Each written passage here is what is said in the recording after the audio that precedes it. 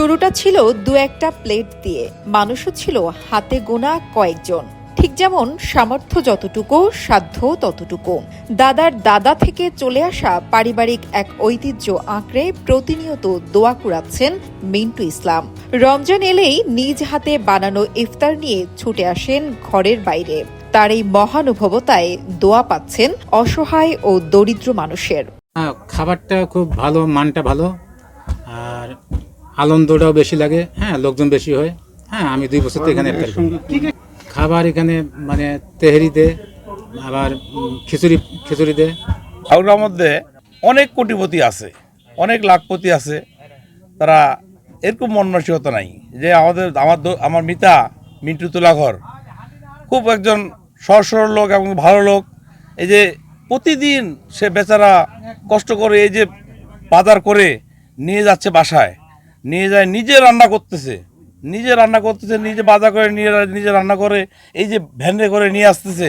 এটা সবার ভাগ্যে জুটবে না ভাই। কালীবাড়ি এলাকার বাসিন্দা মিন্টু ইসলাম পেশায় ব্যবসায়ী হলেও দীর্ঘ 3 যুগ ধরে তিনি পরিচিত এক অন্য পরিচয়। সে পরিচয় রোজাদারদের জন্য ইফতার আয়োজন করায়। প্রতিদিন শতাধিক অসহায়, দুস্থ, রিকশা চালক, পথচারী ও নানা শ্রেণী পেশার মানুষ তার দোকানে বসে ইফতার করেন। মিন্টু ইসলামের এই মহৎ উদ্যোগের কারণে অনেকেই ভালো খাবার খেয়ে ইফতার করতে পারেন। রমজান মাসে যে ইফতার করা, এই ইফতারটি আসলে খুব সুস্বাদু এবং কি সকলের জন্যই।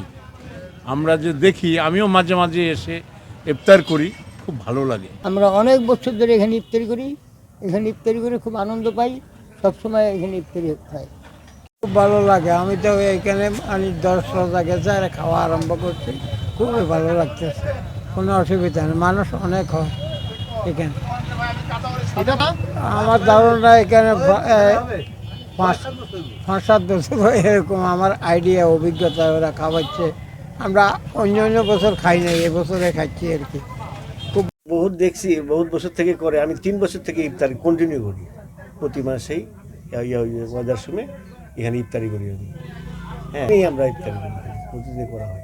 আর এখানকার ইফতারি এখানকার কোনো নির্ধারিত নাই, যত লোক আসে কোনো রকম নিষেধ নাই। মিন্টু ইসলামের ছেলে হৃদয় রাব্বি বাবার এই উদ্যোগ নিয়ে গর্ব করে জানান, ছোটবেলা থেকেই দেখছেন বাবা অসহায় মানুষদের জন্য ইফতারের আয়োজন করেন। তার এই মহৎ উদ্যোগকে সবাই মিলে সারা জীবন চালিয়ে যেতে চান। ছোট একটা হান্ডিতে আমরা শুরু করি যে না, এটা শুধুমাত্র ইফতার খাওয়ানোর জন্য রাখলাম। তো এইভাবে রাখার পরে এরপর আমরা হান্ডির সাইজ বড় করলাম যে না, আরও বেশি আমাদের ক্যাপাসিটি।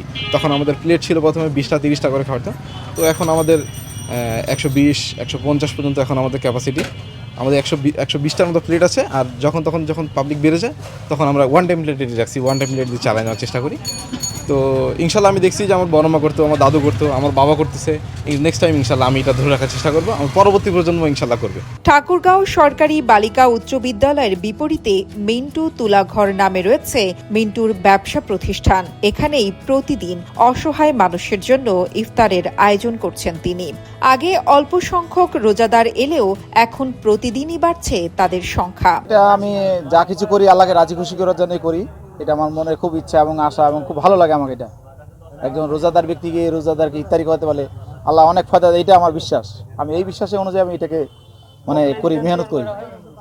আমার হযরত মুহাম্মদ সাল্লাল্লাহু আলাইহি ওয়াসাল্লামের রাসূলের সুন্নাত পালন করি না। খরচটা হলো ভাইজান, আমি যেদিন যেভাবে হয় ঠিক সেদিন সেইভাবে করি, কোনো নির্ধারিত করি না যে আজকে এটা করবো, এটা কালকে করবো, এটা করি না। যেভাবে যেটা প্রতিদিন দোকানদারি করি ওইভাবে আমি ম্যানেজ করে এটা করি।